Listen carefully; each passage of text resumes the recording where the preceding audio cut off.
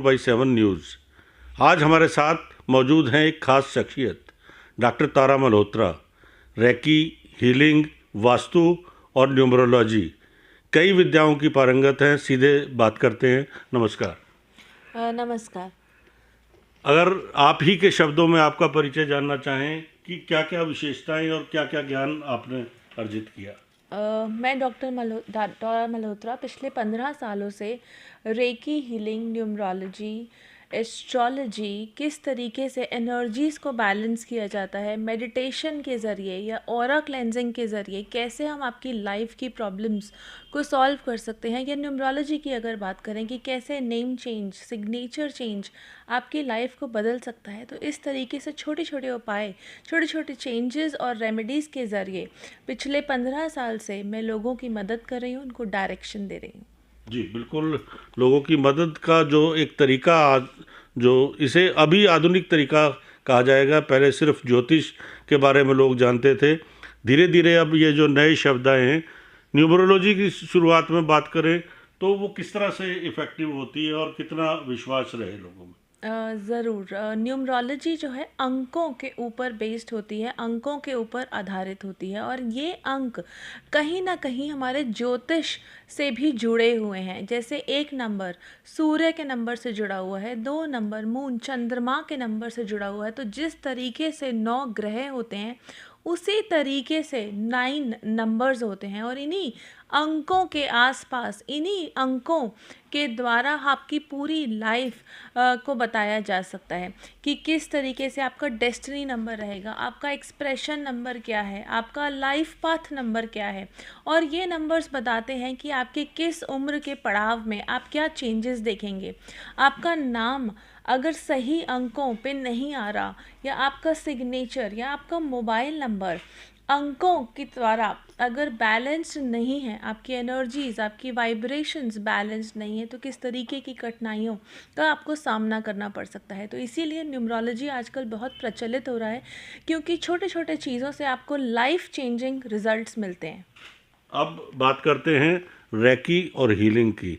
इन दो विषयों पर भी प्रकाश डालें। ज़रूर। हम सभी 5 तत्वों से बने हुए हैं। इन 5 तत्वों से ही हमारी ज़िंदगी है, इन 5 तत्वों में ही हम सरवाइव करते हैं, और जब हमारी मृत्यु होती है हम इन्हीं 5 तत्वों में मिल जाते हैं। तो इन 5 तत्वों को, यानी एयर, वाटर, फायर, अर्थ और स्काई, इन सबको बैलेंस किया जाता है हमारी बॉडी के अंदर। इन बॉडी की एनर्जीज, इन बॉडी के बैलेंसेस के द्वारा रेकी या ऑरा हीलिंग या चक्रा बैलेंसिंग होती है, जिससे आपकी लाइफ में जो ब्लॉकेजेस हैं, हेल्थ इश्यूज़ हैं, इमोशनल इश्यूज़, फिज़िकल इश्यूज़, इनको एड्रेस किया जाता है।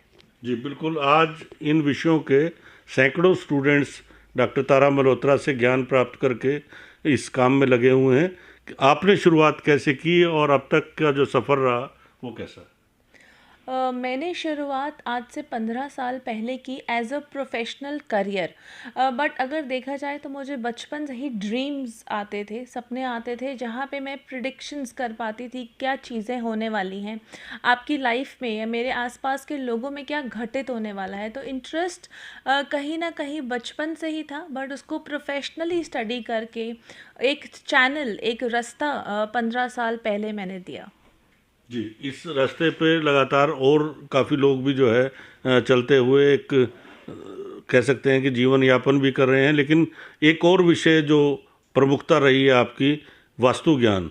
वास्तु ज्ञान को बहुत जोर मानने लगे हैं।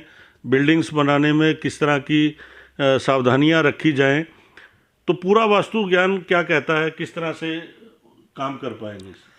वास्तु ज्ञान, वास्तु जो है ये आज का नहीं है। बहुत सारे लोग ऐसा समझते हैं कि ये आधुनिक ज्ञान है, जबकि वास्तु बहुत ही पुराना ज्ञान है। अगर आप देखें, बहुत सारी जो पुरानी इमारतें, जो महल बनाए जाते थे, वो भी वास्तु के ऊपर ही बनाए जाते थे। उन महलों में अगर आप देखें तो सेंटर जो था महलों का वो खाली, यानी ब्रह्म स्थान को खाली रखा जाता था, और डायरेक्शंस के हिसाब से ही उनकी जो है बाउंड्री में रूम्स बनाए जाते थे। चंडीगढ़ सिटी बहुत ही पुरानी बनी हुई है, बट अगर आप वहाँ जाते हैं आपको बहुत ही पीस या एक सेटिस्फैक्शन, एक काम, हारमोनियस एनवायरनमेंट महसूस होता है, क्योंकि 90 डिग्रीज़ के एंगल पे उसकी सारी रोड्स और कंस्ट्रक्शन की गई है। तो वास्तु जो है अगेन आपकी एनर्जीज़ के बारे में बात करता है, पांचों एनर्जीज़ को बैलेंस करना, सूर्य की रोशनी से लेके आपका जो एनर्जी डिस्पोजल है उन सबको बैलेंस करना तो बहुत ज़रूरी है कि हम वास्तु के हिसाब से चीज़ों को बैलेंस करें, अपने घर को बैलेंस करें,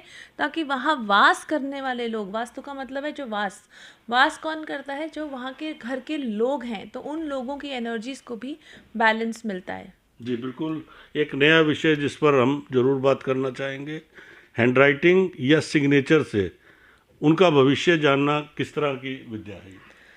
हैंडराइटिंग एनालिसिस या सिग्नेचर एनालिसिस, ग्राफोलॉजी जिसे बोलते हैं, आप जिस तरीके से अपने अल्फ़ाबेट्स को शेप देते हैं, अगर मैं एक छोटा सा एग्जांपल लूँ, अगर हम ए बनाएं, ए की फॉर्मेशन कई लोग जो है पूरा सर्कल बना के उसको उसकी टेल निकालते हैं, कई लोग ऊपर से खुला छोड़ देते हैं, कई लोग वाइड ओपन छोड़ते हैं, कई लोग उसके अंदर गोला बना देते हैं। तो ये तीनों अलग अलग ए फॉर्मेशन आपकी पर्सनालिटी के बारे में बहुत कुछ बताती है। तो हैंडराइटिंग जिसका ए खुला है वो अपने पास बातें नहीं रख सकता, बहुत ही ओपन होता है, कहीं भी कुछ भी बोल देता है। जो ए के अंदर सर्कल बनाता है वो अपने पास बहुत सारे सीक्रेट्स रखता है और बहुत जल्दी ओपन अप नहीं होता। तो इस तरह हैंडराइटिंग को एनालाइज करके, आपके सिग्नेचर को एनालाइज करके हम आपकी पर्सनालिटी को बारे में बता सकते हैं और उसको इम्प्रूव भी कर सकते हैं।